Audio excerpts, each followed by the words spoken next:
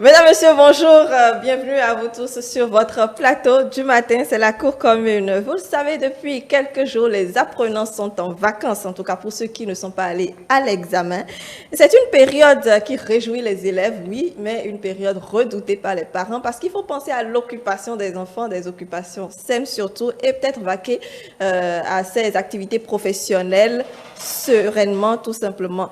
Mais comment est-ce qu'il faut passer les grandes vacances entre job, repos et études? On en parle ce matin sur votre plateau avec nos invités que vous allez retrouver dans les prochaines minutes. Je suis déjà avec Émeric, bonjour.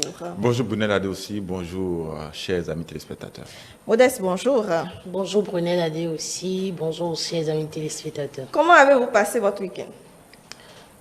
Pas en dormant, hein. Je pense que ce week-end a été mouvementé. Tu travailles à la fête entre griffes et ça s'est très bien passé. D'accord. Vous avez fêté, Émeric? Oui, j'ai fait le sport.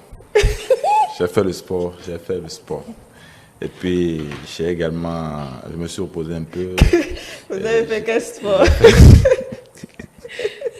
Ça, c'est pour tromper les téléspectateurs, en tout cas. Ils auront l'occasion de voir l'occasion si j'ai fait le sport ou pas. de voir les images. Exactement. En tout cas. Et autre chose, bon, vous avez parlé de vacances modestes, et étant donné que nous parlons de vacances scolaires aujourd'hui, comment est-ce que vous passiez vos vacances, Émeric et Modeste? Il faut dire que quand moi j'étais encore au cours de l'année scolaire, il faut dire que les moments de vacances sont quand même des moments qu'on souhaite que ça arrive très rapidement parce que non seulement c'est un temps de repos, mais c'est également un temps pour vaquer à plusieurs occupations, d'activités également génératrices de revenus. Donc j'occupais quand même quand j'ai eu l'âge de raison, je pense que je l'occupais sainement, et puis je me faisais aussi quelques activités Je voudrais bien savoir quelles activités. Oui, j'ai eu à faire beaucoup de choses. Quand on parle de job de vacances, j'ai eu à faire beaucoup de choses. Comme? Il arrive même parfois que, jusqu'en 2012, après le bac, je vendais même les produits chinois. Quand on passait sur le tronçon Calavi Domaine, c'était moi en fait. C'était moi, je vendais des produits chinois sur lesquels on gagnait de petits sous pour pouvoir arrondir un peu nos poches pendant ces périodes de vacances. Parce que quand on est en période de vacances, on ne prend plus le petit déjeuner chez nous. Donc c'est à travers ces petits jobs-là on se faisait quelques sous, histoire de préparer aussi la rentrée. Mais en dehors de ça, je pense qu'il y a aussi des activités ludiques auxquelles on s'adonnait pour se déstresser, pour en tout cas refaire notre esprit pour la rentrée. Très bien. Modeste? Alors moi, comparativement à Émeric, moi je n'ai pas eu cette expérience de job de vacances. Il faut le faire. Parce que les parents n'acceptaient pas. Et les vacances étaient passées d'une tante à l'autre. Aller chez une tante, repartir chez une autre tante, juste finir les vacances et revenir à la maison. Donc ça quand même, je me rappelle en terminale, j'avais quand même eu à faire un job de vacances, mais c'était presque à la fin pour la vente de cahiers, les râles et autres. Donc je l'ai quand même fait et ça a quand même été bénéfique pour moi.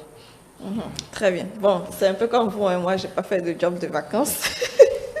C'était entre les temps aussi. Une expérience de moins. Non, il faut dire que en fait, ça forme également. Ça forme au-delà de se faire de l'argent. Il faut dire que ça forme. Aujourd'hui, moi, je rencontre encore des gens qui me reconnaissent. Mais bon, le statut a changé. C'est ça, vous n'êtes plus dans la queue de... Je ne suis plus dans la... Ce n'est plus le vendeur Mais on me voit, on me dit, ah ouais, c'est toi qui venais nous vendre des tasses de thé dans le temps. Je dis, c'est moi. Mais aujourd'hui, voilà, le vent a soufflé. Mais voilà, c'est une expérience qu'il faut apprendre à vivre, et aussi pour nos jeunes frères. C'est vrai que quand on est en vacances, on n'a plus forcément tous les moyens, on n'a plus le... Donc si on ne s'occupe pas sainement en faisant ces petits trucs-là. On va, comment dit-on, le besoin pressant de l'argent peut nous conduire à la déviance. Donc, je pense que c'est des activités, c'est des expériences qu'il faut faire, non seulement pour se faire de l'argent, mais aussi pour savoir apprendre le marketing. Et puis avoir un sens de manager. Voilà, c'est quelque chose qui ne s'apprend pas à l'école. Il faut vivre ça pour pouvoir en parler. Bien. Nos invités vont partager également leurs expériences avec nous, même s'il faut dire que pour faire un job de vacances, quand même, je pense qu'il faut avoir un certain âge et faire des jobs, disons, sains, si on peut le dire ainsi, pour ne pas encore mettre l'enfant ou bien pour ne pas se mettre en insécurité quelque part. Mais nous allons en parler. Je pense que les personnes qui n'ont pas de leurs parents à côté d'eux, les parents au village, est-ce qu'ils n'ont pas, il n'y a pas d'âge pour eux? Parce qu'ils doivent se nourrir eux-mêmes. Donc ils sont tout de suite envoyés, amenés à être en face de la vie, ils se débrouillent. Donc ils peuvent forcément pas attendre les parents. Mais l'âge attendre jusqu'à dire 18 ans par exemple, je pense que ce n'est pas possible. On voit des enfants de 15 ans, 16 ans aujourd'hui qui vont... Pourvu que là, bon, c'est pas, il y a pas, c'est vrai il faut avoir un certain âge pour quand même se promener avec des produits. Moi, je le faisais déjà à 14 ans. Je le faisais déjà à 14 ans jusqu'après le bac. Donc, il faut avoir un certain âge. On ne peut pas prendre un enfant de 10 ans, par exemple, et lui confier des trucs là. Non, il faut avoir un certain âge. Mais en dehors de l'âge qu'il faut avoir pour faire ce genre de job, il y a beaucoup d'autres choses qu'on peut faire à un certain âge.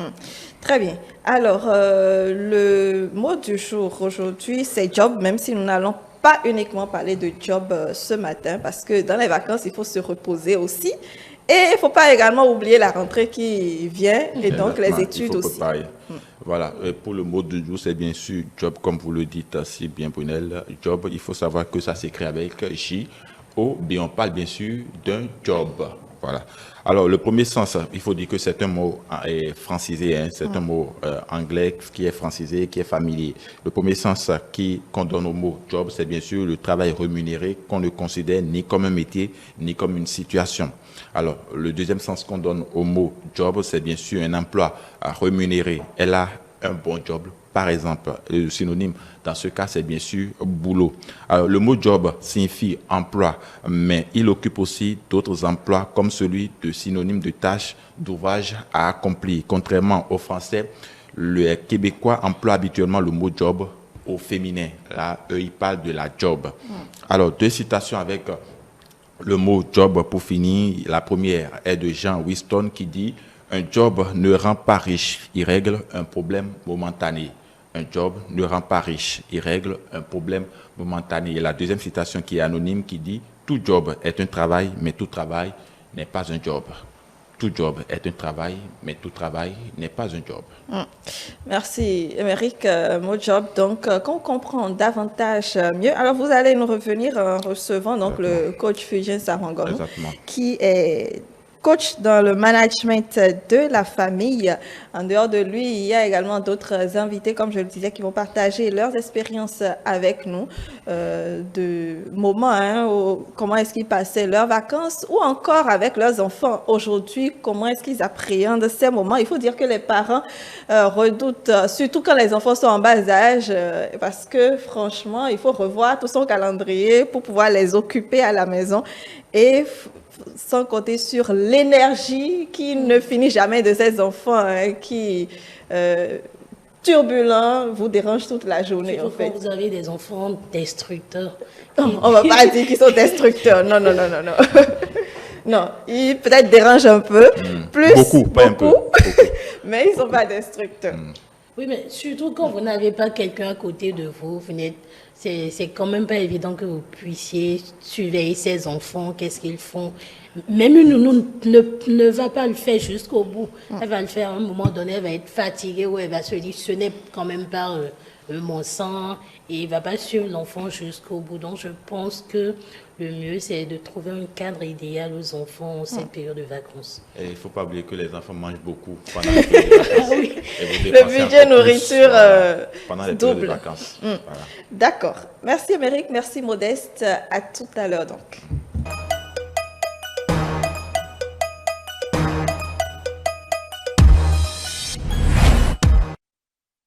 Installée à présent, je suis avec Clémentia Alapini. Bonjour. Bonjour. Comment est-ce que vous allez? Je vais bien chez vous. Très bien également. Vous êtes entrepreneur. Merci d'être avec nous ce matin. Je suis également avec Marcel Sedagonji. Bonjour. Bonjour. Vous allez bien? Très bien chez vous. Merci, très bien aussi. Vous êtes communicateur. Et enfin, Caliste Tonsi, bonjour. Oui, bonjour Prunelle. Vous allez bien? Oui, ça va super bien. Vous êtes journaliste. Un plaisir de vous retrouver sur notre plateau. Plaisir partagé.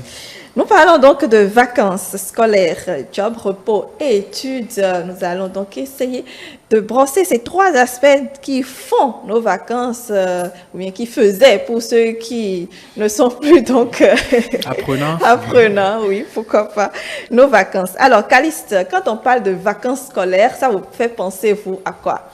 Alors, quand on parle de vacances scolaires, la première chose à laquelle il faut penser, c'est le repos. C'est le repos parce que nous avons eu 9 mois de travail. Oui.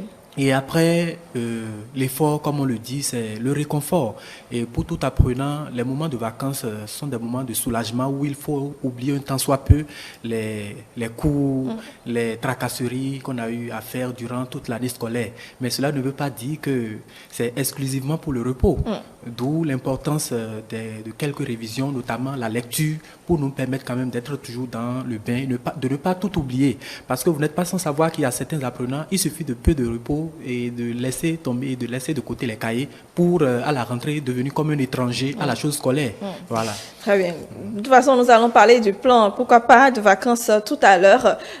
Marcel, vacances, c'est vrai que c'est un moment qui est attendu à un certain nombre de mois, c'est un moment de l'année scolaire. Je pense que tout le monde est vanné et on attend que les vacances. Oui, c'est vrai.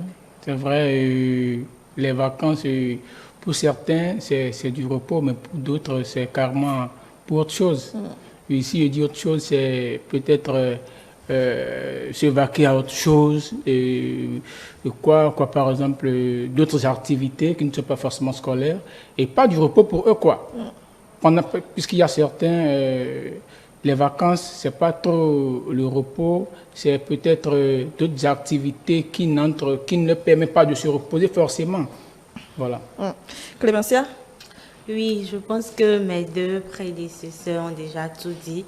Les vacances, c'est le repos après 9 mois d'études, aller à l'école, revenir, tout ça, le stress qu'engendre l'année scolaire et tout, s'amuser. Mais c'est aussi l'occasion pour d'autres personnes, comme l'a dit Marcel, pardon. Comme l'a dit Marcel, c'est l'occasion pour d'autres personnes de faire d'autres choses, de vaquer à d'autres activités, faire d'autres formations qui, en temps réel, elles ne pouvaient pas le faire pendant l'année scolaire, pour pouvoir acquérir plus de connaissances, avoir plusieurs codes, à leur arc. Voilà. Oui, très bien. Alors, autre activité. Prenons déjà donc l'aspect de job. Bon, c'est une période pendant laquelle beaucoup donc d'apprenants sont dans des centres peut-être pour faire quelques activités, ou encore on observe que dans nos rues, il y en a plein des apprenants qui sont en train de vendre tel ou tel autre objet. Mais est-ce que réellement le job finalement ne doit pas être plus réfléchi? Choisir un job ne doit pas être plus réfléchi? Caliste. Bon, choisir un job doit être de toute évidence plus réfléchi. Parce que quand on est apprenant, d'abord, la priorité, c'est nos études. Lorsque je suis apprenant et que je commence les vacances, comme activité, je peux chercher de l'argent. C'est surtout pour gagner de l'argent qu'on va faire des jobs.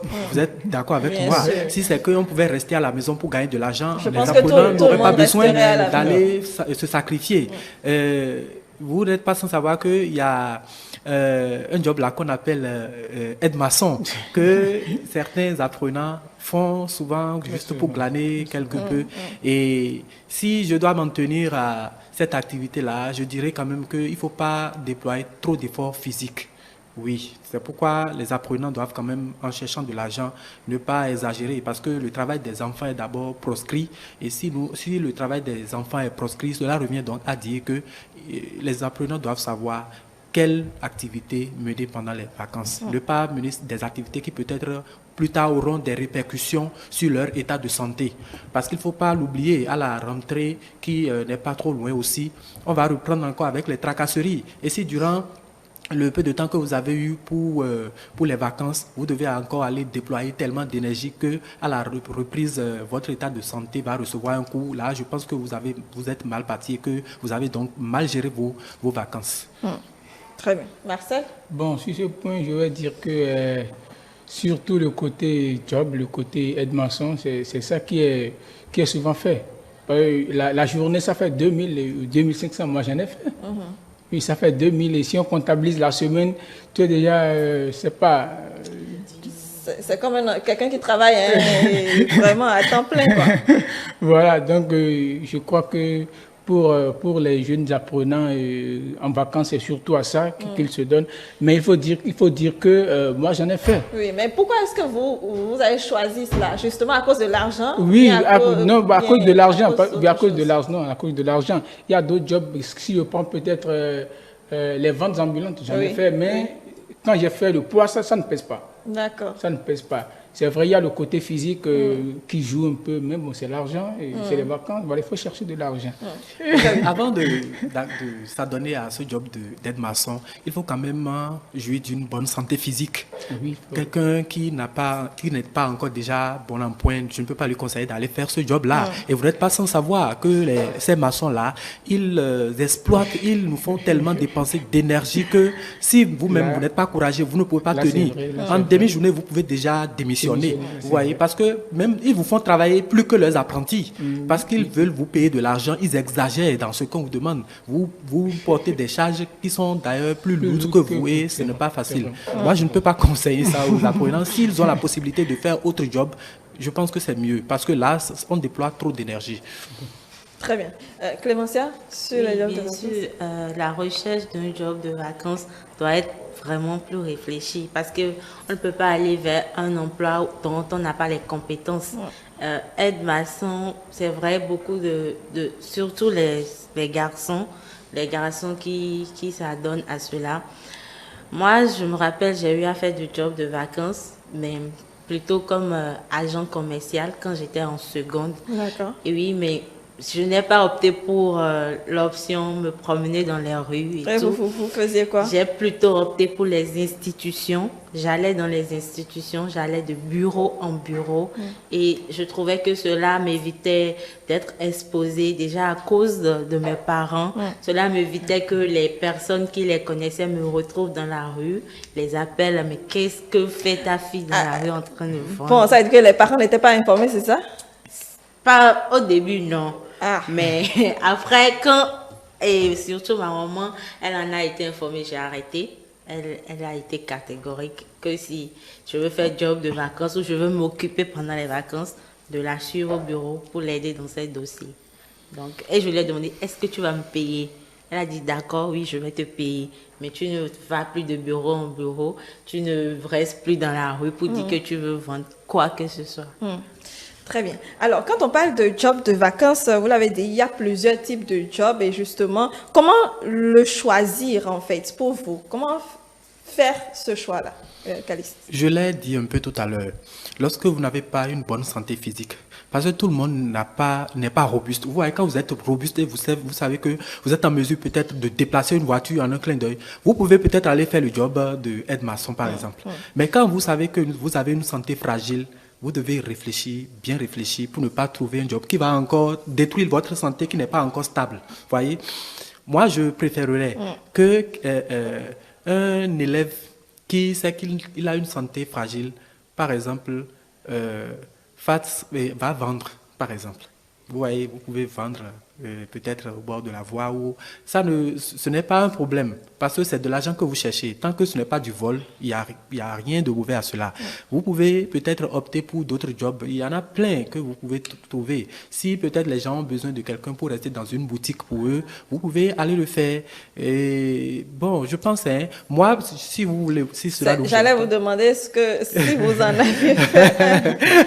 Si cela ne vous gêne pas. Entre-temps, quand moi j'étais élève, je pense de la 6e jusqu'en classe de terminale, oui. J'ai eu la chance d'être quand même héritier d'une activité professionnelle. Ah oui. Mon père était un peintre. Vous voyez, et j'ai un oncle là qui, entre-temps, a eu à apprendre le métier aussi. Et c'est lui que nous suivions. Au départ, je nettoyais le sol quand une goutte de peinture tombe.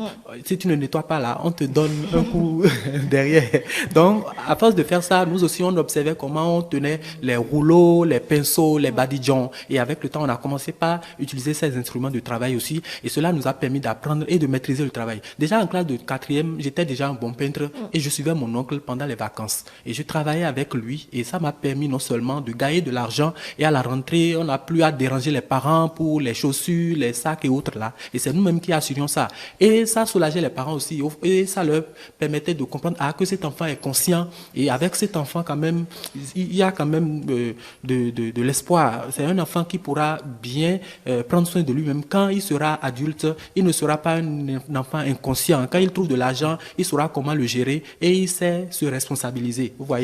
Donc c'est une manière aussi de bien éduquer les enfants que de leur permettre de faire ça. Les parents qui pensent que aller faire un job pour un enfant ce n'est pas bien, mais je pense quand même que quand l'enfant a l'opportunité, puisqu'il y en a qui cherchent des jobs et qui n'en trouvent pas.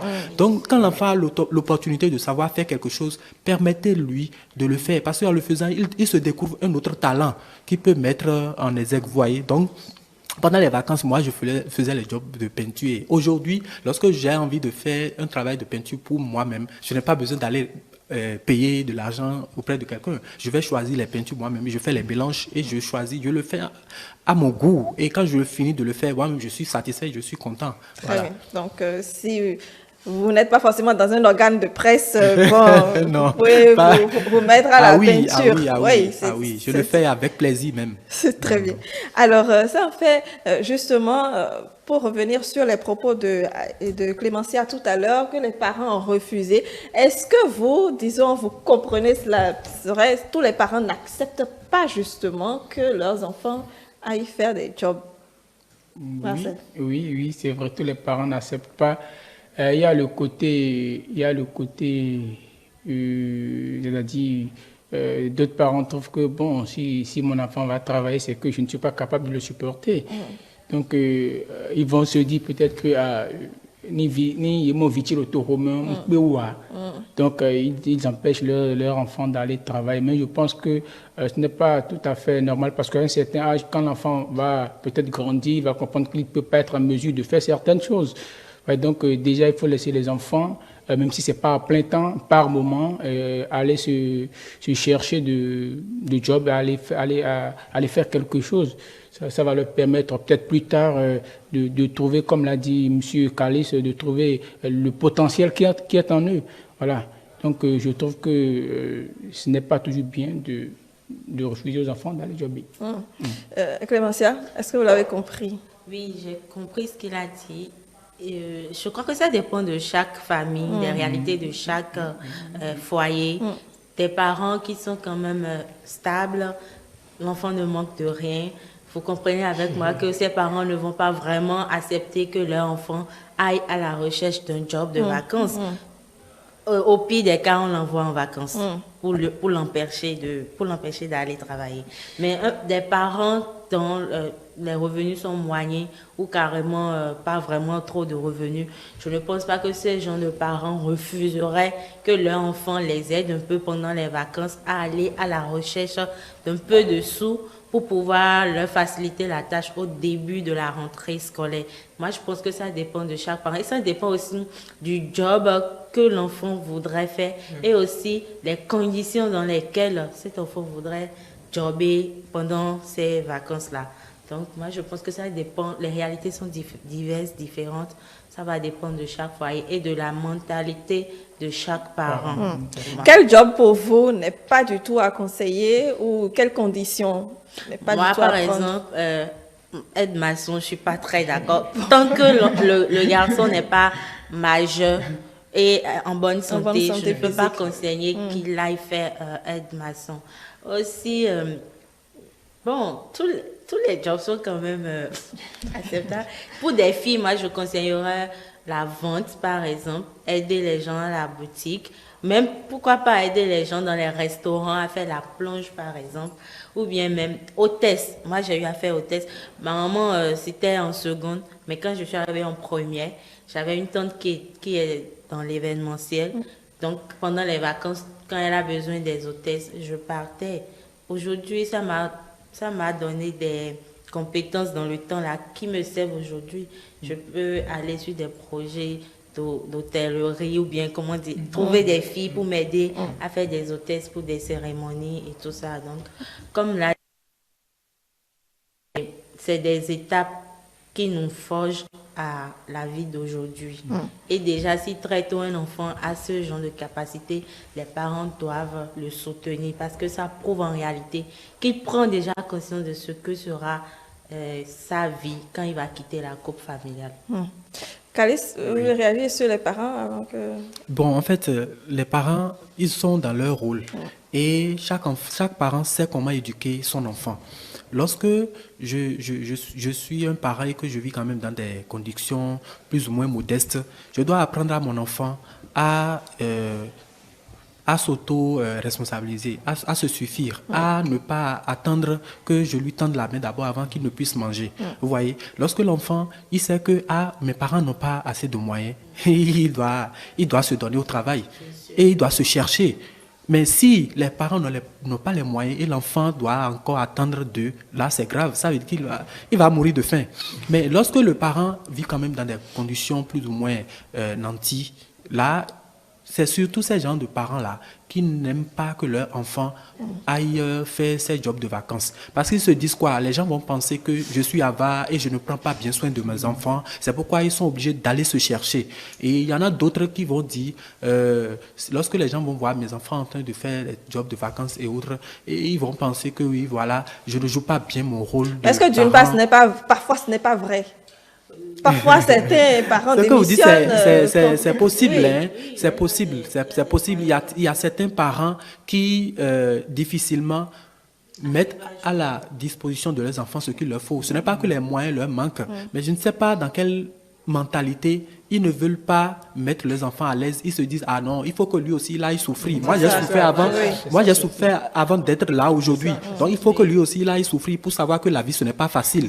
Mais en agissant ainsi, je pense en toute chose, il faut savoir choisir le juste milieu, de ne pas trop exagérer. Il y a des parents qui exagèrent et après, c'est eux-mêmes qui tombent dans le regret. Lorsque l'enfant va commencer par faire job de aide-maçon, par exemple, et après, une pierre tombe sur son crâne, c'est lui qui va dire « Ah aussi, je savais, j'aurais dû empêcher mon enfant. » Ce n'est pas ce qu'il va manger qui lui manque à la maison.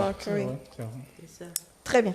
Alors, même si on y voit autant d'avantages, hein, disons les sous qu'on ramène, la rentrée qui est peut-être un peu mieux préparée, aider les parents et autres, d'une part, est-ce qu'il n'y a pas réellement des conséquences négatives à ces jobs de vacances-là, Clémentia? Oui, bien sûr. Je prends par exemple mon exemple, quand je faisais la vente, j'allais de bureau en bureau, il y a des messieurs qui se plaisaient à me draguer ou à me demander ou bien moi j'ai encore je sais pas si c'est la malchance, je vais dire, les produits que je vendais, il y avait un produit là qu'on utilisait pour la santé sexuelle des hommes et tout. Donc quand je présentais le produit, je leur proposais, ils disaient si je prends là, on va tester le produit. Vous voyez, ce genre il arrive ce genre de propos, ces genres de situations. Et si tu n'es pas une personne, comment dirais-je, forte dans la tête, voilà, et tu ne sais pas où tu vas ou bien pourquoi tu es là, tu vas tomber facilement dans ces vices-là. Et au lieu de commencer ta prochaine rentrée, tu vas rester encore à la maison parce que tu as chopé une grossesse ou tu vas choper des maladies. Aussi, les jobs où on reste au bord de la voie et tout, il peut y avoir des accidents, on ne le sait jamais. Comme l'a dit Monsieur Caliste, aide-maçon, les accidents de travail sur les chantiers. Donc, chaque chose a ses avantages et ses inconvénients. Donc, c'est à nous de savoir comment. C'est vrai que les jobs de vacances aussi ont leurs inconvénients. Donc, voilà ce que je peux dire par rapport à cela. Marcel? Oui, il y a des inconvénients. Il y a surtout, moi, je prends mon cas. J'ai fait dans des ventes ambulantes. J'en ai fait, même à l'université. Et pendant nos périodes de pause, j'ai fait des ventes ambulantes. Mais il faut dire que pendant un moment, j'ai commencé par noircir correctement. Oui, parce qu'il faut passer sur le soleil. Oui, dans tous les quartiers de Cotonou, voilà. Et quand tu n'as pas le marketing, le management, tu ne peux pas vendre tes produits. Or, le produit est sous pourcentage. Donc, si tu passes toute la journée sans rien vendre, c'est que mieux vaut rester à la maison. Donc, il y a ce côté-là néfaste. Voilà. Donc, le teint qui noircit. Caliste. Bon, les inconvénients, j'en avais parlé un peu tout à l'heure. Oui, lorsque vous faites le job de aide-maçon, par exemple, même si ce n'est pas quelque chose qui va tomber sur vous, vous pouvez peut-être aller poser votre pied sur des clous. Vous voyez, vous voyez. Ça, c'est arrivé à un enfant et c'est difficilement ses parents ont pu s'en sortir parce que les dépenses qu'ils ont effectuées, tu as dépensé largement ce que l'enfant aussi devait aller gagner là-bas. Vous voyez. Et l'autre chose est que quand les gens vendent, il y en a qui vont rester dans les feux tricolores pour vendre. Et quand une voiture arrive, ils vont commencer par déranger les gens, venir acheter. Mais quand au moment où de démarrer, il y a certains qui ne prêtent plus attention à ces vendeurs-là et les cognent facilement. Donc, moi, ça, par exemple, je ne peux pas conseiller ça aux apprenants. Pendant les vacances, on peut faire du job, mais surtout, il faut faire beaucoup attention. Parce que, comme l'a dit Madame Clémentia, il y a des inconvénients aussi. Moi, pour mon job de peinture que je faisais, l'inconvénient était qu'un jour, pendant que j'étais sur les échelles, voilà, une échelle, il fut un moment où ma tête, je voulais soulever la tête sans penser que j'étais sous une dalle. Et en soulevant la tête sans prêter attention, j'ai cogné ma tête contre la dalle. Vous voyez? Et quand j'ai cogné ça en même temps, j'ai failli tomber. Si je tombais, vous voyez, j'étais loin du sol. Si je tombais, ça aurait été plus fatal. Et ça aurait été un coup fatal pour moi. Mais par la grâce de Dieu, j'ai pu quand même me contenir, j'ai pu me maîtriser. J'ai déposé l'instrument du travail et j'ai réussi à descendre. Mais je vous assure, j'ai traîné ce mal de tête-là pendant des mois. Heureusement, la reprise, ça ne m'a plus embêté, il s'est parti complètement. Mais ça m'a quand même embêté et cela fait même que le job a été coupé comme ça directement et je n'ai plus continué jusqu'à la fin de ces moments de vacances. Vous voyez, par exemple, ça, c'est un inconvénient. Donc, il faut quand même que les conditions de travail soient quand même propices. Pour moi, par exemple, si j'avais porté un casque... Un casque, c'est ça. Oui, c'est là où je voulais en venir. Si, par exemple, j'avais porté un casque, ça m'aurait évité de recevoir ce coup-là à la tête. Et si je dois travailler sur un chantier, il faut que je porte aussi des chaussures qui puissent quand même protéger mes pieds contre les clous et autres qui peuvent endommager mon pied. Donc, les conditions, il faut quand même que nous puissions faire un effort. Et que les enfants, quand ils veulent travailler sur les chantiers ou ils veulent travailler dans n'importe quelle condition, il faut qu'ils s'assurent qu'ils ont pris leurs précautions. Les précautions sont nécessaires pour ne pas tomber dans les revers de ces jobs de vacances-là. Oui, Clémentia, oui. Ce qu'il a dit. C'est vrai que c'est des jobs de vacances, mais je voudrais aussi attirer l'attention des jeunes apprenants. S'ils peuvent quand même insister des clauses écrites, oui, parce que ça va les protéger. Par exemple, moi, mon job où j'avais fait, il y avait un contrat qu'on avait signé. Il y avait un contrat que je ne comprenais pas encore dans le temps et que j'avais amené à une cousine aînée à moi de lire et de m'expliquer avant que je ne m'engage. Et c'est après qu'elle m'a expliqué que j'ai signé, puisque là-bas, tu étais payé en fonction, c'est comme la vente ambulante, tu es payé en fonction de ce que tu auras vendu. Et si tu vends et tu as des bénéfices, les bénéfices ne concernent pas l'agence, tu les empoches, ces bénéfices et tout. Donc, il faudrait que même ceux qui veulent donner, parce qu'ils mettent les affiches, tu gagnes 10 000 en 2 semaines. Pour attirer, en fait, ce n'est pas ça. Les dessous, voilà. Il faut bien expliquer. Il faudrait qu'eux aussi pensent pour quand même assurer la protection de ces enfants-là et éviter des accidents. Après les accidents, qu'il y a des problèmes qui vont traîner, amener parfois devant la justice et tout. Donc. Très bien.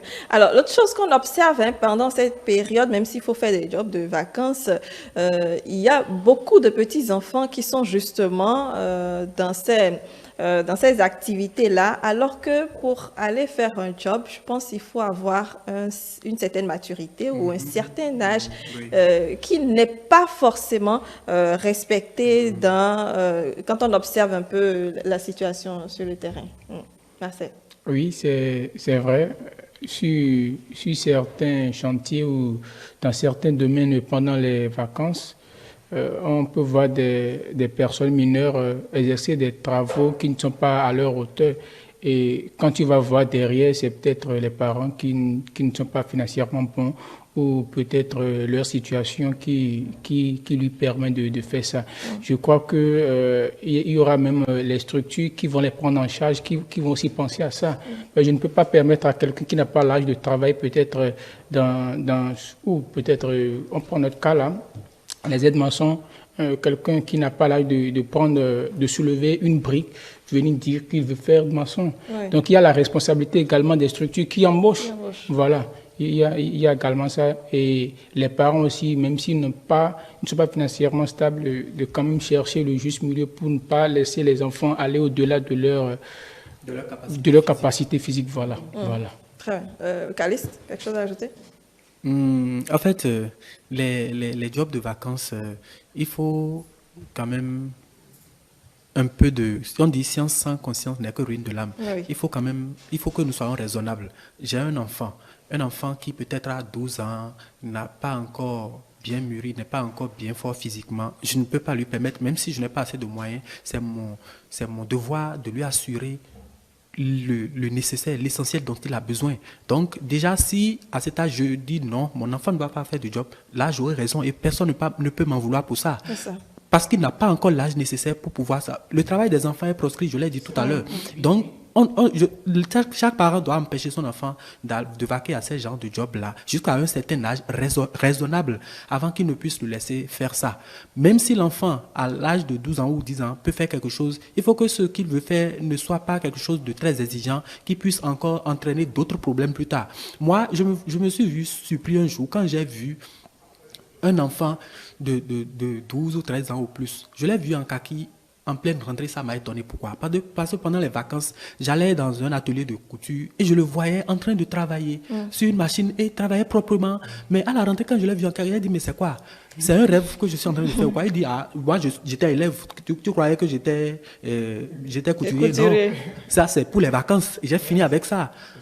C'est pour les vacances, j'ai fini avec ça. Et à la reprise, je dois reprendre mes cours. Maintenant, quand un enfant qui est sur une machine comme ça, et ses parents l'habituent à le faire, mais je dis que c'est waouh, c'est super.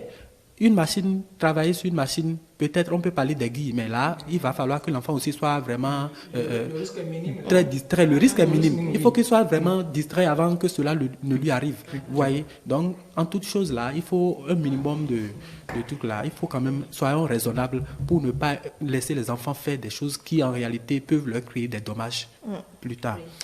Moi, je pense aussi d'ailleurs que pour les vacances, pour s'occuper pendant les vacances, il n'y a pas que les jobs, il y a aussi les petites formations que l'on peut faire. La coiffure, la couture, informatique. Si ils ont vraiment envie de s'occuper pendant les vacances, ne pas rester à la maison s'ennuyer, c'est des petites opportunités qu'ils peuvent saisir pour quand même après l'école qu'ils aient un petit truc.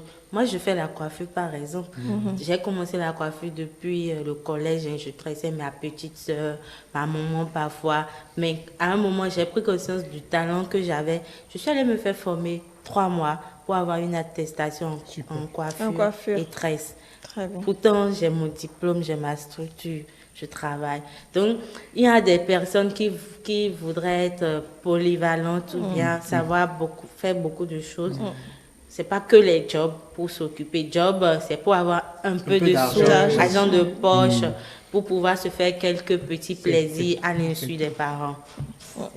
Encore qu'il faut que les parents soient informés que vous allez faire un job. Faut pas démarrer sans qu'ils ne soient informés. Alors, quand on parle de job de vacances, c'est vrai, parfois il faut les faire, mais à un moment donné, avant donc d'aborder les autres aspects de notre plateau, à un moment donné, est-ce que l'enfant qui commence à recevoir de l'argent n'aura pas, bien ne va pas développer un goût pour l'argent un peu trop rapidement parce que, bon, à un âge donné, il gagne déjà 2000 francs dans la journée. Bon, il va croire que c'est comme ça et que c'est aussi facile, Marcel. Non. S'il est conscient, il va faire la distinction que le job, c'est pour un moment et bientôt la reprise. Il va plus vouloir retourner à Non, et le job, c'est spontané, c'est pour un moment, c'est pour régler peut-être des petits problèmes ou bien pour gérer la période des vacances. Et bientôt, quand les vacances vont terminer, bientôt les rentrées vont commencer. Donc, s'il est conscient, s'il sait ce qu'il veut, il saura faire la part des choses. Calice. Bon, je pense que ce que vous avez dit, c'est logique. Hein? Le risque, c'est que quand les enfants commencent pas à gagner de l'argent comme ça, en même temps, ils se font à l'idée, là, c'est mieux. C'est mieux que ce que j'enduis là-bas. Je vais apprendre des leçons et après, c'est des stress par-ci, par-là. Oh, ici, je n'ai pas de stress et je gagne de l'argent. Donc, il y a ce risque-là qu'il faut voir aussi de loin. Et je pense que c'est une question d'éducation. Hein. C'est une question d'éducation. Moi, je me souviens quand j'étais à l'école primaire, je devais être en classe de CE1 ou CE2 ou plus. Et mon père, je fabriquais des objets, je réparais les choses. Quand on dépose un appareil ou quelque chose, j'ouvre ça et je répare les choses. Mon père a été à Lomé, il est revenu avec un sac. Et à l'intérieur du sac, il y a une calculette. Il y a une calculette là. Et entre-temps, la calculette a eu des soucis. J'ai démonté ça et j'ai remonté et pour pouvoir réparer parce que ça ne marchait pas. Après, il y a le sac aussi est gâté. Donc, j'ai laissé mon père sortir parce qu'il n'aimait pas trop que je fasse ces choses-là. Il me tapait. Mais à son retour, ma soeur allait lui présenter le sac qui est déjà réparé complètement. Il a demandé qui a fait ça. Il dit oui, que c'est Caliste qui a fait ça. Il a demandé qu'on m'appelle. Quand il m'a appelé, quand j'ai entendu mon nom, mon cœur a commencé par battre et je croyais qu'il voulait me taper parce que d'habitude, il me tape pour ce genre de choses. Mais quand je suis arrivé là-bas, il m'a dit non, viens, je ne veux pas te taper. Il m'a fait asseoir. Il dit Caliste, tu sais pourquoi je te tape souvent pour ces choses-là? Quand tu vas prendre du goût à ces choses-là, tu ne vas plus évoluer dans tes études. C'est ça. C'est le risque qu'il y a dedans. Tu ne vas plus. Aujourd'hui, nous sommes dans un monde où, si tu n'évolues pas dans les études, en réalité, tu ne vaux rien. Quand les gens parlent, tu ne pourras pas intervenir. Quand les gens mènent des débats, c'est-à-dire de grandes idées, quand les gens sont en train d'évoquer certaines choses où on se retrouve, ou pour échanger des sujets d'actualité ou des choses qui sont vraiment importantes, tu ne pourras pas. Tu seras là en train de dire, ah aussi, je savais. Donc, c'est ce si je savais là que je vais te faire éviter aujourd'hui en te tapant pour ces choses-là que tu fais. Ce n'est pas mauvais en soi, mais mets-toi en tête que tes études-là doivent avoir le dessus sur tout ça. Quand vous inculquez à l'enfant cette mentalité, non, je vous assure, même s'il gagne des millions dans ces jobs-là, il saura que ses études ne sont pas à négliger. Et il faut que l'enfant ait de modèles. L'enfant doit avoir de modèles. On a connu quand même des artistes qui sont des intellectuels. Oui, ces artistes-là, si entre-temps, ils n'ont pas gardé en tête que les études étaient une priorité, ils allaient peut-être prendre du goût à la musique parce que vous savez, la musique, ça permet de gagner de l'argent, tout ça. Quand il va commencer par gagner ces petits jams-là et il va jouer la guitare, on lui paye 100 000 et autres, il va dire, mais pourquoi me gêner encore à étudier alors que je gagne déjà de l'argent dans ce que je fais? Donc, pour me perfectionner, je n'ai plus besoin d'aller étudier. Vous voyez? Voilà. Donc, c'est une question d'éducation et de mentalité. Très bien. Clémentia, vous voulez réagir dessus? Ce que je voulais dire, M. Caliste a déjà brossé ça. Il faut que l'enfant ait un modèle, c'est très important. C'est vrai, aujourd'hui, nous manquons de modèles. Mais bon, il y en a quand même. Parce que quand on parle de modèle, ce n'est pas forcément les personnalités. Pas du tout. Moi, mon modèle, par exemple, c'est ma maman. Donc, il y a des modèles tout près qu'on pourrait avoir. Parce qu'aujourd'hui, il faut notifier qu'il y a les réseaux sociaux qui gâtent l'affaire. Ça gâte tout aujourd'hui. Donc, il faudrait que l'enfant grandissent dans un milieu où on lui fait comprendre que les études, c'est important. Plus tard, quand tu vas finir tes études, tu auras tout le reste de ta vie pour chercher de l'argent, pour gagner de l'argent, pour faire de l'argent. Donc, pour le moment là, concentre-toi sur tes études. Tu veux jobber, oui, c'est une évasion pour toi. Mais il faudrait que tu te rappelles que les études aussi sont importantes. C'est là qu'interviennent les parents. Pour lui, quand il rentre à la maison, va prendre ton livre de lecture, va prendre tes cahiers, surtout à 2 semaines ou 3 semaines de la rentrée. Il faut commencer par lui rappeler que bientôt la rentrée commence. Il faudra qu'il se remette dans le bain de je dois retourner à mes cahiers, révision. Les cours de vacances interviennent là, par exemple, que l'enfant aille faire les cours de vacances pour se préparer à la rentrée qui vient plutôt. Très bien. Alors, avant d'aborder les autres points, je voulais demander, mais cet argent qu'on gagne, comment le gérer? Parce que quand vous amenez de l'argent à la maison, est-ce que ça reste avec vous ou bien c'est papa ou maman qui prend pour vous acheter ce qu'il faut? Comment est-ce qu'on gère cet argent? Ce que je gagne, c'est pour moi. Déjà, si tu remets ça aux parents ou surtout si tu remets ça à maman, il faut savoir qu'avant de prendre, ça va être compliqué. Comment tu dois remettre? Oui, donc il faut avoir sa petite caisse là et quand on rentre, on met l'argent. Puisque c'est pour, je ne sais pas, hein, en tout cas pour moi, c'est pour un objectif que je suis allée chercher cet argent-là. C'est pour pouvoir m'acheter plein de chaussures avant la rentrée, ou bien mon sac à dos, ou bien quelques vêtements pour mon plaisir. Donc je ne vais pas remettre ça à maman. C'est pour ça aussi que maman prend ça. C'est pour ça aussi que maman et papa veulent prendre pour vous acheter ça. Non. Oui, Calice. Madame Brulin, je pense que le problème ne se pose pas. Quand l'enfant est majeur, il n'a plus besoin d'aller remettre l'argent à ses parents. Il doit pouvoir se gérer seul. Et c'est ça qui va démontrer quand même qu'il est bien éduqué et qu'il prend de bons plis. Mais quand je ne suis pas encore majeur et je n'ai pas encore vraiment l'âge de la raison, là, si je dois gérer moi-même, ce serait difficile. Je peux peut-être dilapider. Donc, au risque de mal gérer, en tant qu'enfant n'ayant pas encore l'âge de raison, il vaut mieux confier ça aux parents pour qu'ils puissent ensemble. Et les parents aussi, les parents vont bouffer, c'est pas grave, puisque ce qu'ils dépensent pour vous au quotidien, ce n'est pas à comparer à ceux qui vont bouffer là. Voilà, et permettez-moi de pour bouffer nos sous. Voilà, et permettez-moi de finir. L'enfant, vous voyez, c'est une question d'éducation. Et il faut apprendre à bien éduquer ses enfants. Lorsque l'enfant vient te voir et te remet peut-être 20 000 francs, c'est ce que j'ai pu gagner pendant les vacances, tu dis voilà. Et qu'est-ce que tu penses maintenant qu'on puisse faire? La rentrée est proche. Pour le kaki et sac, nous, on va t'assurer ça. Maintenant, toi-même, qu'est-ce que tu penses que tu puisses faire? L'enfant peut faire des propositions. Et quand l'enfant fait de bonnes propositions, là, c'est applaudi. Et vous allez en tenir compte. Mais si l'enfant ne fait pas de bonnes propositions, il va dire non. Non, tu n'as pas besoin de ça là pour le moment. Fais plutôt ci. Si tu fais ci, ce serait mieux. Et c'est comme ça qu'on éduque les enfants. Et je pense que si vous éduquez vos enfants comme ça, c'est-à-dire, peu de temps après, ils vont déjà en tête se mettre à l'idée qu'il y a certaines choses qu'il faut prioriser au détriment d'autres. Il y a certaines choses qu'il ne faut pas faire. Et savoir faire la part des choses. Vous voyez, l'enfant à qui vous donnez ces biabas-là saura très tôt se gérer.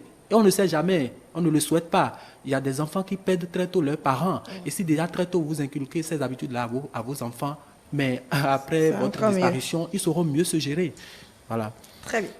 Alors, pour finir avec vous sur ce sujet et recevoir donc le coach en management de la famille, nous parlons de vacances, il y a repos, mais il y a également études dans les prochaines semaines qui vont suivre. Des aspects qu'il est important de ne pas oublier, Calice. Oui, tout à fait.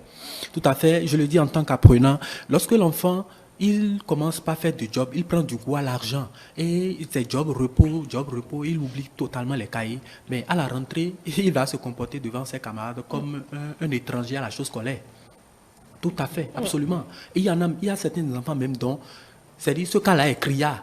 Quand en tant qu'apprenant, vous avez eu affaire à des enfants qui pendant les vacances n'ont touché à aucun cahier, n'ont touché à aucun livre, n'ont touché à rien. Et leur souci là, c'est de passer de chantier en chantier. Quand ils reviennent, ils vont se comporter comme un maçon ou un menuisier. Et là, vous n'avez pas à vous plaindre pour ça parce que la cause est là et claire. Et la responsabilité, a priori, ce sont les parents qui n'ont pas su le cadrer pour qu'ils sachent faire la part des choses et savoir que faire de job là ne doit durer. Voilà, ça doit avoir une certaine courte durée pour vite renouer avec les cours. Et ce que moi je peux conseiller aux apprenants, c'est quoi? Pendant les vacances, vous n'êtes pas tenu de vous mettre à apprendre l'histoire, géo, mathématiques et autres. Non. La lecture, c'est déjà suffisant. Faire beaucoup de lecture. Nous ne lisons pas du tout au Bénin. Ça, excusez-moi, je le dis à titre personnel. C'est-à-dire la majorité aujourd'hui, c'est Facebook, WhatsApp et tout le temps on échange des messages sans penser que même sur ces réseaux sociaux-là, il y a des romans, il y a des chroniques que certains auteurs partagent, que vous pouvez aller lire. Vous voyez. Donc, il faut, pendant les vacances, faire beaucoup de lecture. Vous pouvez vous inscrire dans les bibliothèques. Vos enfants qui sont à la maison pendant les vacances, achetez-leur les romans au programme de la classe à venir. Et déjà, pendant les vacances, ils lisent tout ça et ils finissent avec tout ça. Et à la reprise, ce ne sera que de la révision pour eux.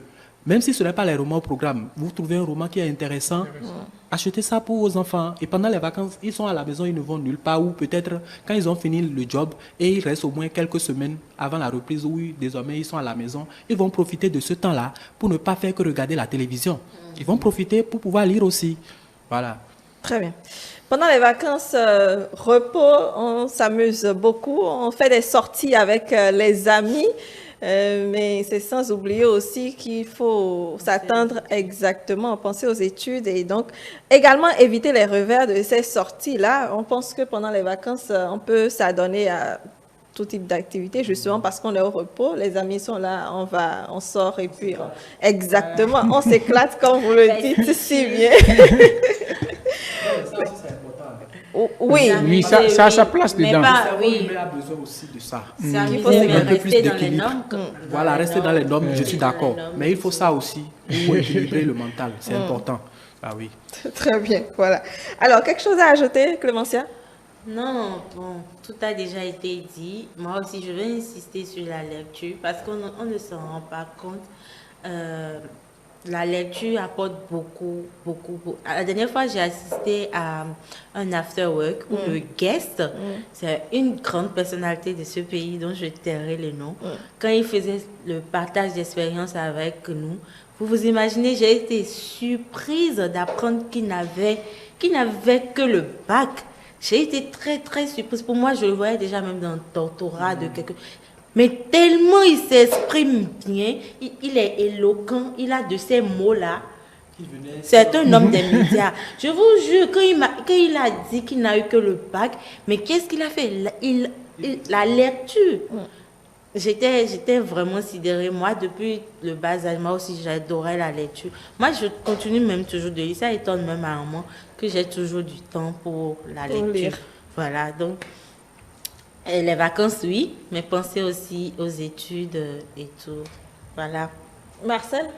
Oui, je ne vais pas répéter ce qu'ils ont dit.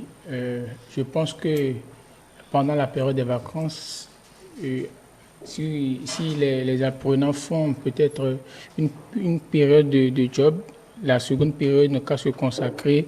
La lecture, c'est aussi la distraction. Voilà, n'a qu'à se donner aux distractions qui ne vont pas trop le perdre. Voilà, merci, voilà, c'est ça. Alors, quels sont les plus beaux moments de vos vacances? Je voudrais bien savoir. Bon, à part ces jobs, je ne veux pas parler forcément des jobs, mais les moments les plus mémorables pour vous pendant vos vacances scolaires, un moment dont vous vous souvenez. Clémentia? Bon, je crois que c'était mes vacances quand j'ai eu mon BEPC. D'accord. Quand j'ai eu mon BEPC, j'ai eu...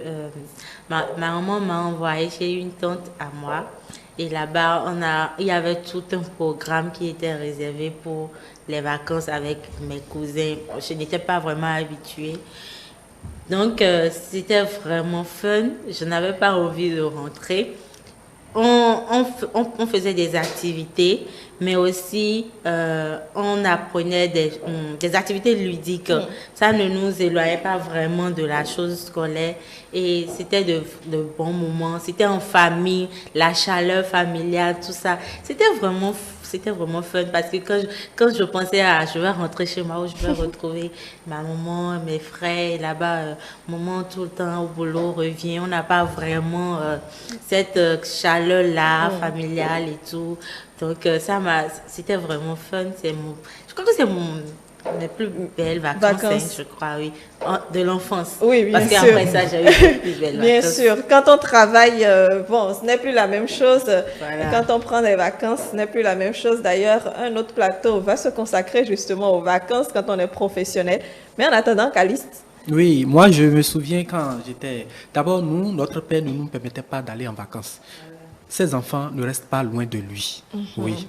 Ce n'est qu'après la disparition de mon géniteur que j'ai été en vacances pour la première fois et c'était de très bons moments. Et j'ai été chez un oncle là dont la femme est camerounaise, c'est une femme intellectuelle, et elle nous faisait faire tout. La dame, elle jouait au ballon avec nous.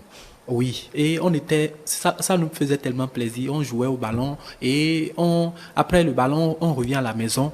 On faisait la vaisselle ensemble. On préparait, nous apprenait même à préparer certains mets de chez elle. Et on regardait la télévision, on jouait aux jeux de cartes, les jeux de dames et autres là. Et on faisait un peu de tout. Elle se mettait à votre niveau. À notre niveau. Elle se mettait à notre niveau. Puisque dans le temps, elle-même, elle était plus ou moins libre. Elle est docteur, mais dans le temps, je ne sais pas, elle était dans une sorte de congé là. Et ça nous arrangeait aussi, puisqu'elle restait là pour s'amuser avec nous. Et on faisait tout. On faisait presque tout. Et c'était de très bons moments qu'on passait avec elle. Marcel? Disons, il n'y a pas eu des vacances aussi extraordinaires, mais la seule chose dont je me rappelle, c'est après mon BPC, où j'allais postuler pour entrer au lycée. Il y a eu une période là où ma maman n'était pas à la maison, donc elle a voyagé, c'est une commerçante, donc elle a voyagé et je me retrouve seul dans la maison, donc j'avais l'opportunité de tout faire. Quand je dis tout, c'est vraiment tout. Même les jeux interdits. Bon, tout quoi. Voilà, donc c'était un peu spécial pour moi. Voilà. Et qu'est-ce que vous aviez fait? C'est ça, la grande question.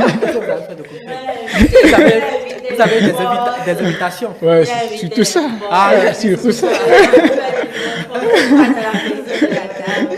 Et tout était rangé, j'espère, avant l'arrivée. Elle n'a même pas constaté. Elle n'a pas constaté. Parce que vous saviez à quel moment elle devait rentrer. Voilà, si elle n'avait pas prévenu de son arrivée, elle allait me choper sur moi. Qu'elle vous aurait Mais vous savez qu'il y a certains parents, peu importe la manière dont vous rangez, on sait qu'il y a quelque chose qui s'est passé. Donc, oui. Merci beaucoup. Un mot de fin, Clémentia? Non, bon, je crois qu'on a déjà tout dit. Très bien. Calice? Je tiens à vous dire merci pour l'invitation à nouveau. C'est un grand plaisir pour moi de me retrouver en face de Marcel Sedagondi. Pour votre information, il a été mon élève quand il était en classe de terminale. Donc c'est un immense plaisir pour moi de me retrouver en face de lui ce matin et d'être fier de ce qu'il est devenu aujourd'hui. Merci beaucoup à toutes et à tous. Bon, parlant de vacances scolaires, bon, je pense que c'est en tant qu'enseignant et apprenant, bon, qui ne sont plus du tout, ce n'est plus du tout ce rapport aujourd'hui. Non, ce n'est plus ce rapport aujourd'hui. Exactement. Mais Marcel. ce rapport va toujours exister. Ça va Oui, rester sous une dans autre les forme, réseaux. voilà. Ça va rester dans les Merci. Je vous remercie surtout vous. Je remercie mon professeur, voilà, et Madame Clémentia, tout le monde. Et je vous dis merci et à très vite. à très vite. À bientôt pour À d'autres, très vite. Absolument. On poursuit donc avec Fulgence Sarmankono.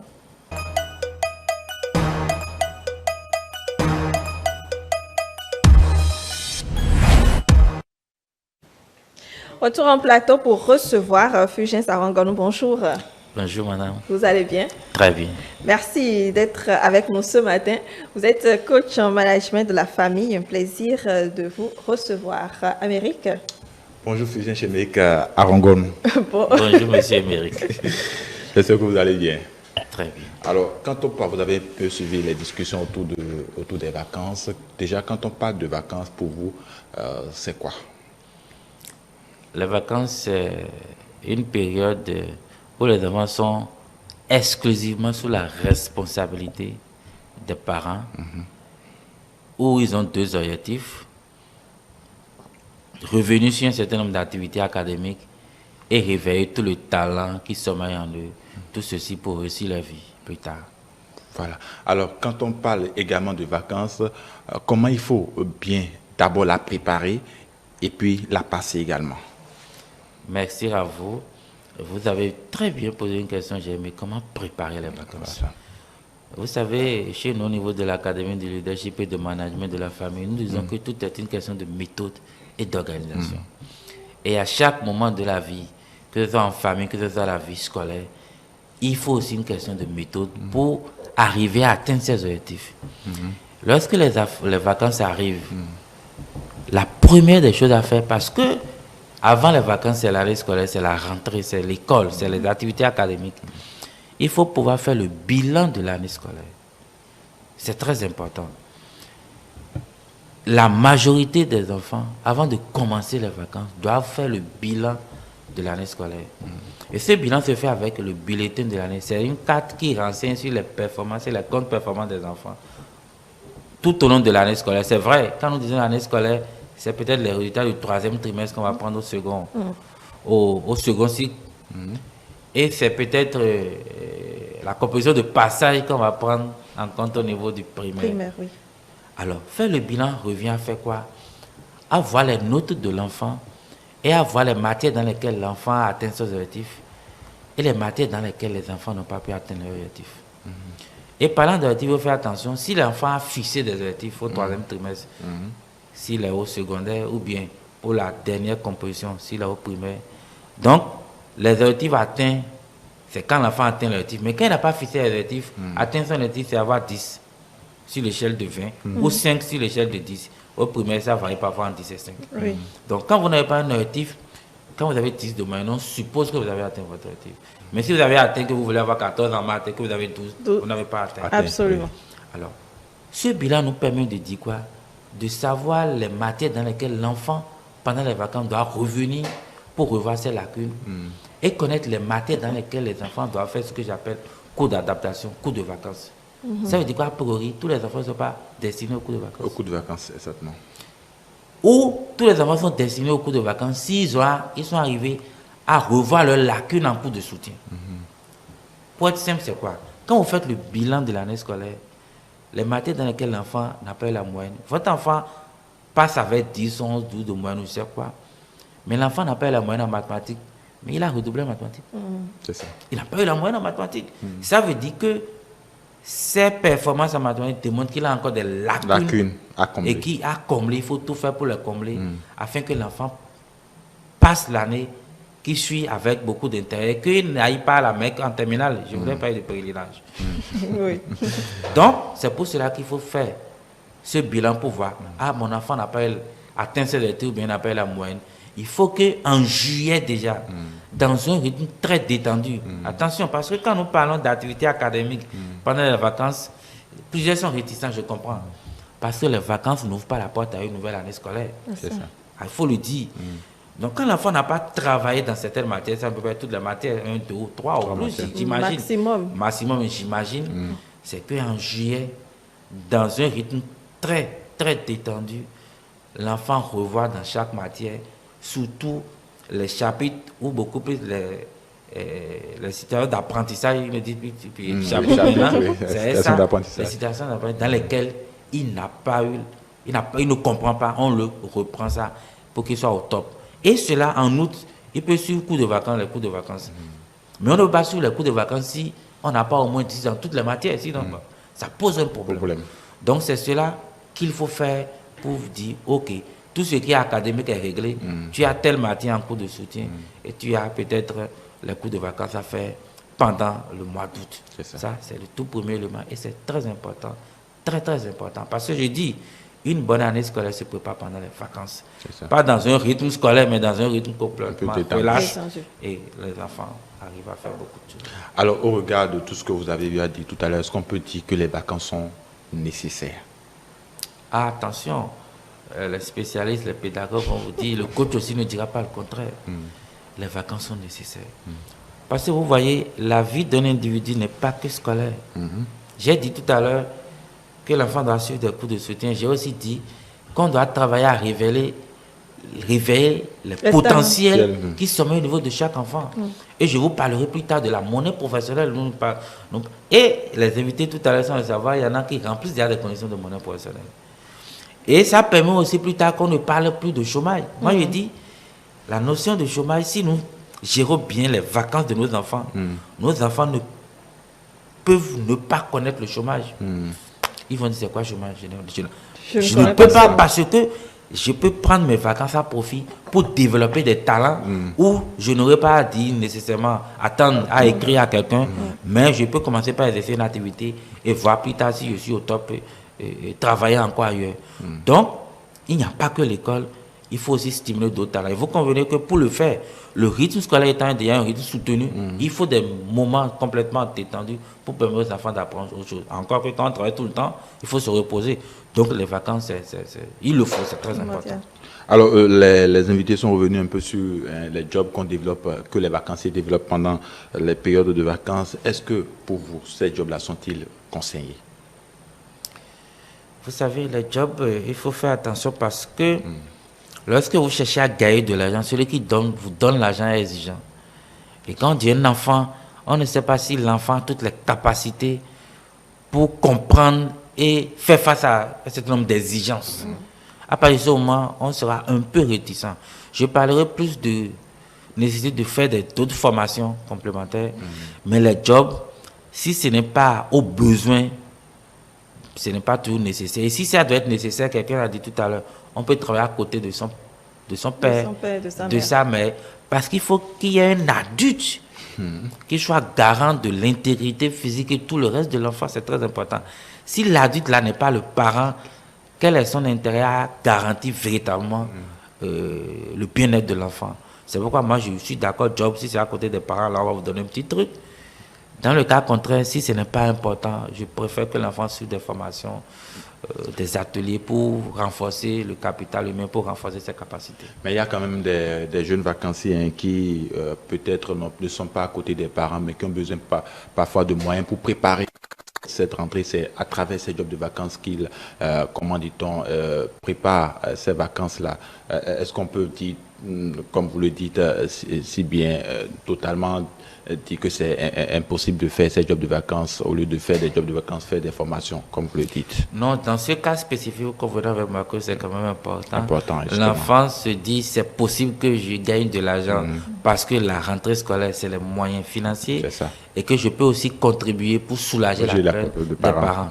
À partir de ce moment, oui, il ne pourra pas tout faire, mais ce qui lui sera profitable pour garantir son bien-être et gagner un peu de l'argent, je ne serais dit le contraire. Je dis oui, mais n'oublions pas que les enfants d'aujourd'hui sont les parents de demain, ce sont les adultes de demain, et qu'on a intérêt à préserver leur intégrité dans tous les compartiments de leur vie.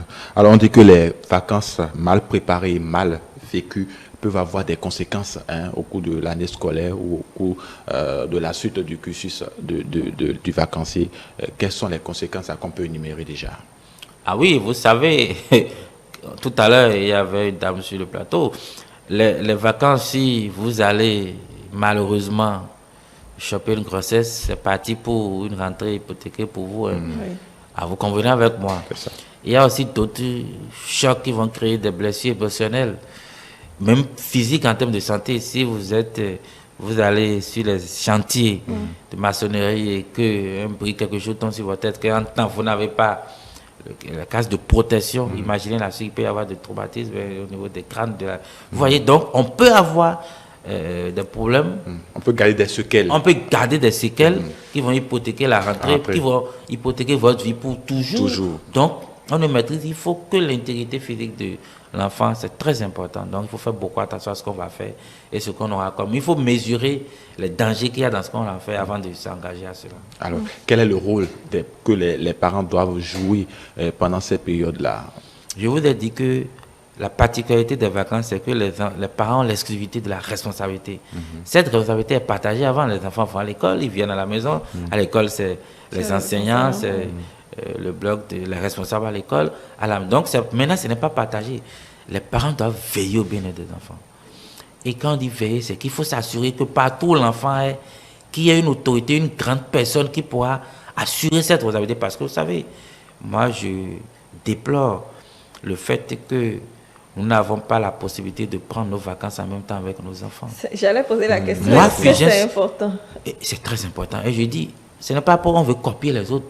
Mais quand les autres font quelque chose de bon, il faut quand même s'en approprier. Qu'est-ce qui se passe?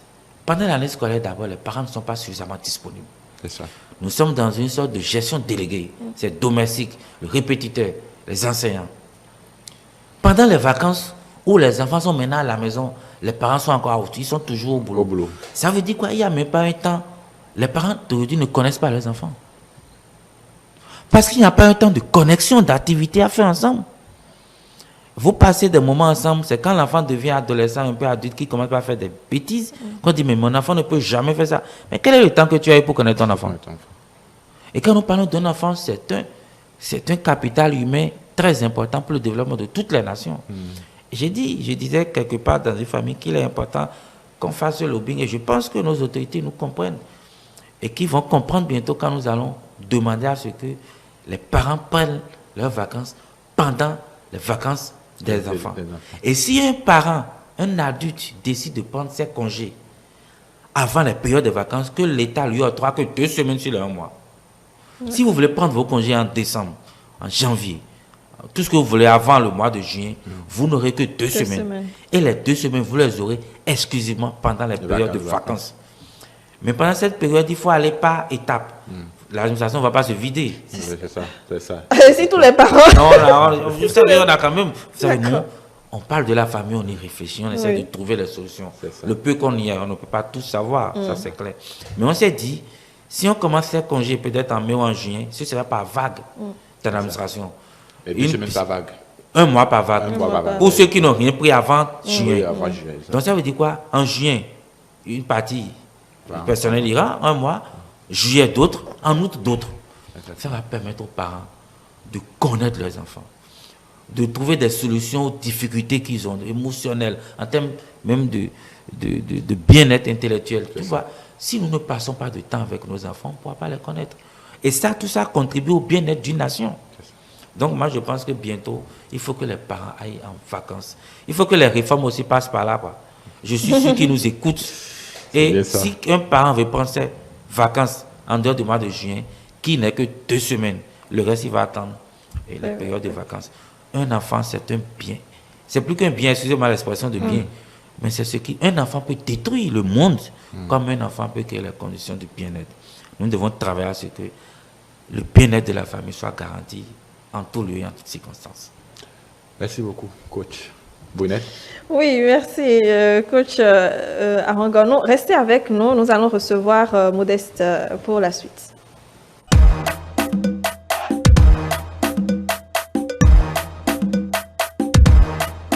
Voilà, Modeste, on vous retrouve pour les messages. Alors, le premier message qui dit « Mes vacances, je les passe avec mes parents parce que à des moments donnés, je les vois pendant moins d'1 mois, moins de 3 mois et voire 5 mois. Donc, c'est un moment de retrouvailles entre enfants et parents. Oui. Un message d'Ebenezer qui dit « Les vacances scolaires ne sont pas toujours des vacances pour nous. Une grande partie de l'été sera consacrée à travailler, à préparer des cours, à se faire documenter pour le nouveau programme. Je crois qu'il faut le préciser car les gens imaginent que nous avons des mois de vacances sans rien faire. Il faut dire que c'est un instituteur. Alors justement, ça c'est réellement un instituteur et c'est vrai que quand on parle de vacances scolaires, on sait plus s'appesantir sur les enfants, mais il y a également les enseignants aussi qui passent ces moments plus tôt, mais pas de la même manière. Fulgence. Ah oui, les enseignants, je suis fils d'enseignant, mon grand frère enseignant, nous sommes presque tous, le coach n'était pas enseignant, en réalité, les enseignants passent plus ces vacances à faire des formations, de recyclage, à se mettre au pas sur les normes à revoir pour la nouvelle rentrée. Donc, ils ne sont pas aussi tôt en vacances comme tout le monde, mais peut-être ils prennent aussi 1 mois comme si c'était un... Mais le reste, c'est pour s'adapter au renouvellement qu'imposent les normes pour une nouvelle rentrée. Bon, de toute façon, ils n'ont pas le choix. C'est comme un travailleur qui est en vacances. Bon, il prépare la reprise aussi, hein, d'une part. Modeste? Alors, il continue, il dit, je viens de passer toute une semaine pour préparer un peu moins de 2 mois de cours pour une classe de premier. Il suffit de multiplier par le nombre de classes et de remettre cela à l'échelle de l'année prochaine. Alors, un message qui dit, j'ai 16 ans et à chaque vacances, je me démène pour trouver un job. Je ne me pose jamais la question. Pendant les vacances, je travaille, c'est une obligation pour moi. Un message qui dit, la période de vacances, c'est une période pour les parents qui constitue une période de vacances parce qu'on libère les enfants, on les envoie chez les parents, les connaissances, pour au moins nous aussi trouver un temps de repos. Très bien. Alors, un dernier message qui dit, moi, ma période de vacances ou mon temps de vacances, je passe cette période en travaillant, en trouvant du job Et pour la petite histoire, j'ai eu à faire un job par rapport aux ventes ambulantes, à la vente ambulante des objets de marketing, du savon, de la brosse et des thés. Très bien. Il y a beaucoup d'élèves, je vais dire, d'apprenants qui sont dans ces différents jobs-là. Maintenant, il y a ce message quand même qui nous dit que les parents libèrent les enfants vers les tantes, les oncles et autres pour se donner un peu de temps, Fulgence. Et moi, j'ai connu ça. Mes enfants ont fait des fêtes de semaine quelque part. J'étais au téléphone tout à l'heure. Tout à l'heure encore, ils repartent encore un mois après avec ma maman et mon frère. Bon, parce que ça permet aussi aux parents de s'engager dans d'autres activités. Pas de souffler un peu, parce qu'on ne souffle pas financièrement, c'est-à-dire on dépense beaucoup, mais de se reposer. Et puis bon, parfois on échange, parfois les enfants, d'autres. Oui, c'est ça. Nos enfants vont ailleurs, d'autres viennent vers nous, mais il faut avoir confiance. Il faut se dire, là où mon enfant va, il faut avoir suffisamment confiance qu'il y a un adulte pour assurer la sécurité. Il ne faut pas laisser les enfants toujours entre eux. Et que tout le reste soit, c'est très important. Et surtout en envoyant nos enfants, il ne faut pas créer des charges aux autres. Pas les temps que les gens vont faire même les charges, ils vont vous dire, bon. Il faut éviter, il ne faut pas en créer. Il faut que ça soit en harmonie, qu'on comprenne, et puis il faut aussi soulager l'autre. Il faut dire que ça permet aussi aux enfants de changer un peu d'air. C'est très important. Ils aiment ça, s'amuser. Surtout aussi qu'il faut aussi avoir confiance à l'adulte qui va les garder. C'est ça. Oui, l'adulte qui va s'assurer de la sécurité. Ok. Modeste. Alors, la pensée de ce matin est de Jean-Marie Goriot qui dit « La meilleure condition de travail, c'est les vacances. La meilleure condition de travail, c'est les vacances. » La meilleure condition de travail, c'est les vacances. Jean-Baptiste. Jean-Marie Goriot sur cette pensée. Fulgence, un avis dessus? Oui, parce que on est dans un rythme peut-être détendu, on n'a pas une grande pression. Et vous savez, quand vous travaillez à volonté, vous donnez le meilleur de vous-même. Mais quand il y a une pression derrière, tout le monde ne supporte pas. Oui. Il y en a qui aiment travailler de façon détendue.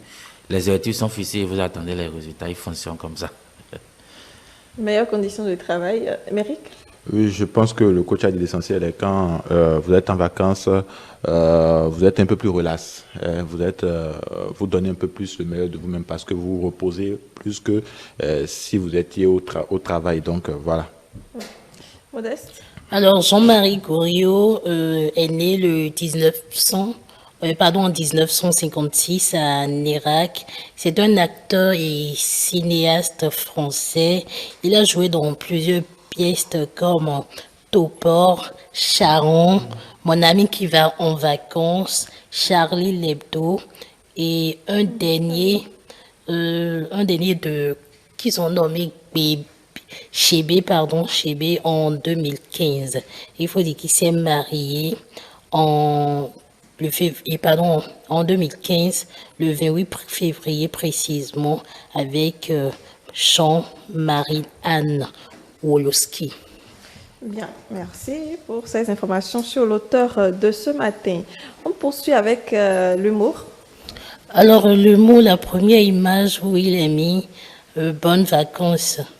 Bonnes vacances, nous voyons les enfants, voilà, les enfants qui s'amusent avec les je pense qu'on a une autre image à l'antenne, c'est plutôt...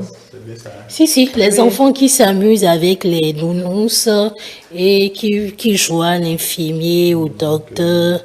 Donc, c'est parti pour les enfants, pour les vacances où il faut quand même qu'ils aient une occupation. Alors, la deuxième image, nous avons une famille à la plage et tout derrière, vous voyez des jeunes filles qui jouent au volley. Et à l'enfant de dire à sa mère, papa a laissé tomber vos glaces en regardant les filles qui jouent au volley. C'est pour ça qu'on a dû en acheter d'autres. Oui, bon. Un nom de vacances pour quand même se retrouver à la plage avec les enfants. Avec toute la famille. Oui, c'est aussi intéressant. Alors, une troisième image qui dit, une maman qui dit à l'institutrice, non, ça peut pas être déjà fini. Vous allez tellement me manquer. Et à l'enfant de tirer la robe de la maman et dire « Arrête ton cirque, lâche la maîtresse, c'est les grandes vacances, faut que tu acceptes. » En fait, au moins, les instituteurs, les maîtresses délivrent quand même les parents du stress quotidien, du bavardage des enfants. Cette mère qui ne voulait pas du tout les vacances, donc parce que l'enfant va la déranger tout le temps, et donc ça grippe pas la maîtresse, ou dit non, c'est pas encore fini, j'ose pas croire que c'est déjà fini. Bien. Alors, une dernière image d'avant. Oui. On met bonnes vacances aux enfants, bon courage aux parents. Tout le temps, tous les matins, maman, tu es où? Maman, j'ai perdu mon doudou. Maman, tu viens, maman, le point fini. C'est vrai que c'est pas facile, hein, quand même, Fulgence, pour les parents. Ah non, ce n'est pas facile. C'est une question d'organisation entre la vie familiale, professionnelle, toutes les responsabilités dans la société. Ce n'est pas facile. Alors que nous devons faire l'effort de nous engager plus dans notre fonction, dans notre rôle de parents.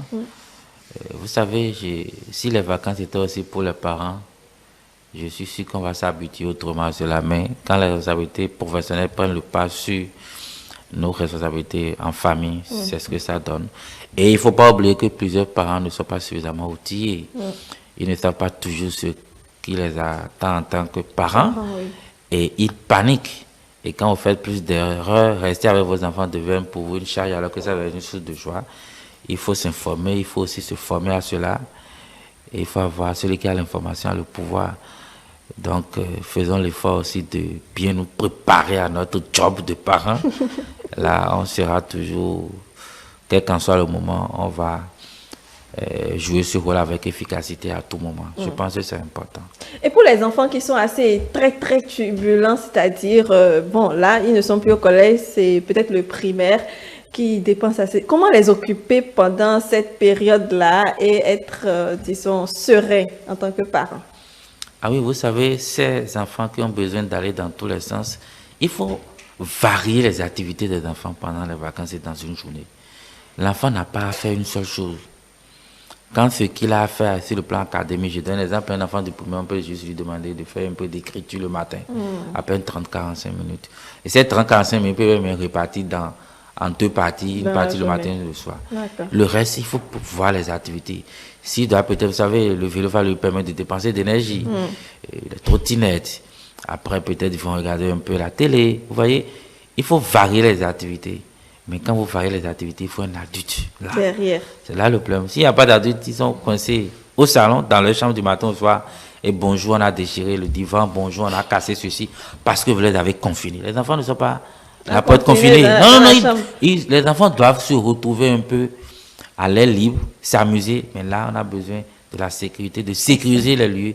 D'où encore un adulte. Vous voyez, c'est ça. C'est parce que parfois, on n'a pas tout l'adulte qu'il faut, qui sont confinés dans la chambre. Mais confinés dans la chambre, bonjour, ils ont déjà cassé telle chose par là, oui.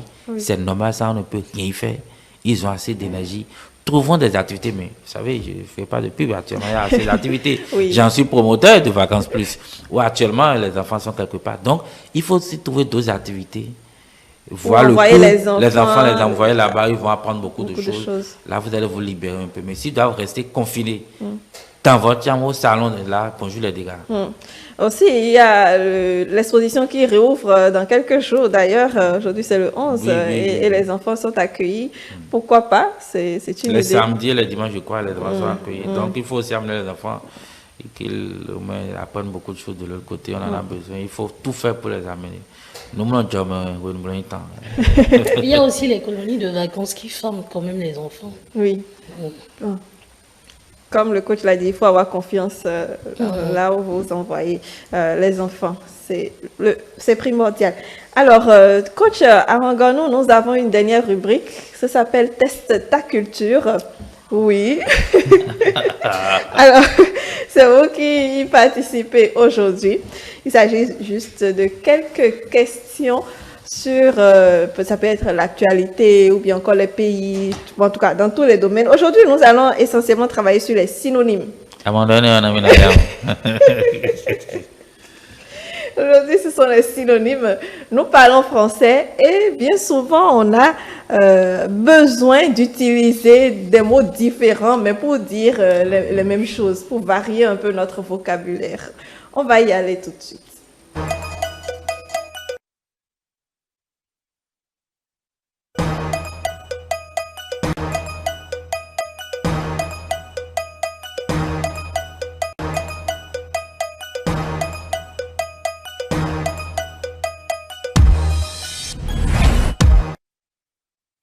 Alors, première question sur les synonymes. Quel est donc le synonyme de ridicule? Le mot ridicule, c'est un mot qu'on utilise tous les jours. Quel est son synonyme? Il y a ubuesque, il y a servile, il y a téméraire.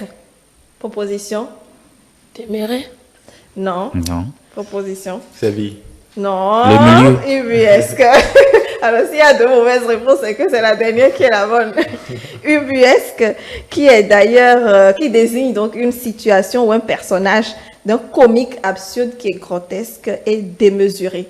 Ubuesque, synonyme de ridicule. Alors, lequel de ces mots est un synonyme de stoïque? Quelqu'un qui est stoïque, il est comment? Ubelulu, impotent ou ferme? Quelqu'un qui est stoïque.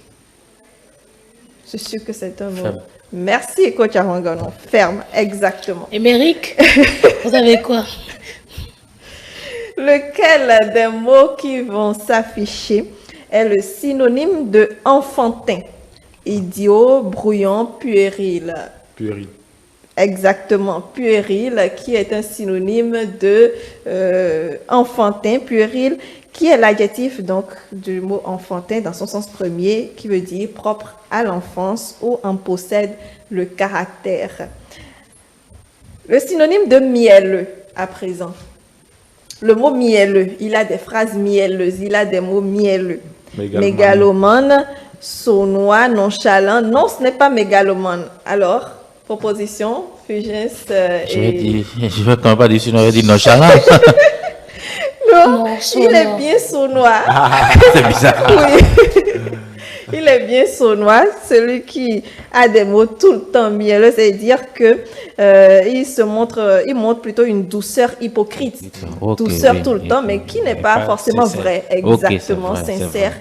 Il est sournois. Et cinquième synonyme à trouver, de périlleux. Impossible, aisé, dangereux, périlleux. Quelque chose qui est périlleux est comment? Modeste? Impossible. Pardon? Impossible. Non, pas du Dangereux. tout. Dangereux. C'est dangereux. Vous Péril, avez attendu péril en que je donne la a mauvaise donné. réponse. Vous donnez. Oui, ne donnez plus de mauvaises réponses. Encore qu'aujourd'hui, tout est calme là. Je ne vois pas de bataille, ça veut dire que mes questions sont assez costauds ou quoi. Synonyme à présent du mot honorable. Honorable. Labile, louable, sophistiqué. Louable. Oui, exactement, louable. Le mot louable pour le synonyme de honorable. Et synonyme de drôle à présent. Vous êtes drôle, platonique, caustique ou désopilant? Caustique. Non, Pla- pas du tout. Désopilant. Elle a J'ai attendu, profité pour. elle a attendu les deux mauvaises réponses pour donner la bonne. Non, c'est désopilant. Quelqu'un qui est drôle est désopilant. Et le synonyme de bienveillant à présent, je pense que ça, peut-être tout le monde va l'avoir. Il y a affable, il y a dispendieux, crédule. Le synonyme de bienveillant. Donne la mauvaise Crédule. réponse. Crédule. Non. Émeric. Ok, une autre mauvaise réponse. Affable. Non. Il est bien affable. Le synonyme de bienveillant est affable. Synonyme de turpide. Alors, il nous reste trois questions. Synonyme de turpide. Quand on parle de turpitude, le mot vient de turpitude. Turpide, pardon. Abject, trivial, prosaïque. Définition. Oui, demain vous aurez la définition. Abject. Il est abject, merci coach. Et neuvième question, le synonyme de sémillant. Il est sémillant. Je ne sais pas si vous avez déjà entendu Ce mot, est-ce qu'il est pesant, est-ce qu'il est cachotier ou il est enjoué? Il est sémillant. Pesant.